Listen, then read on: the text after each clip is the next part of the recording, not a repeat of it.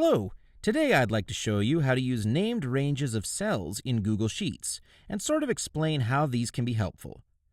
Now, we're going to work here assuming that you've already set up some ranges. So to view your ranges, just click on Data and then select Named and Protected Ranges.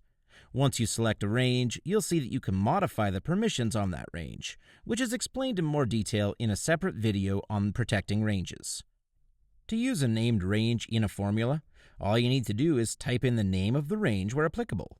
For example, in this cell, I have typed equals, sum, parentheses, yearly expenses, close parentheses, which will do a sum of my range named yearly expenses, which I set up previously to include everything in this range.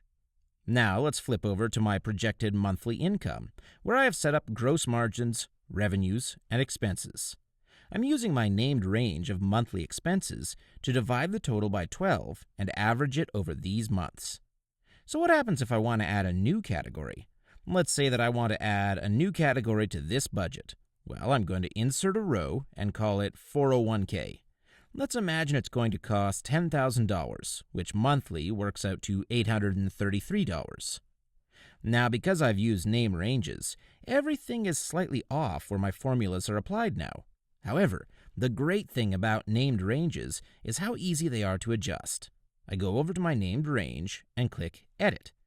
I just want to change the range of cells that I'm referring to, which will now incorporate the 401k category that I've added in. You'll see now that this formula has updated, and if we flip to the other tab, we'll see that it has updated also. Essentially, named ranges allow us to make a single edit that will change formulas across an entire spreadsheet.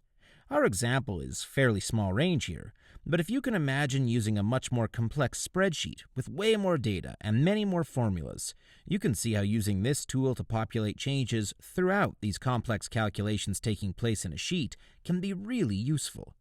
Thanks so much for watching and have a great day.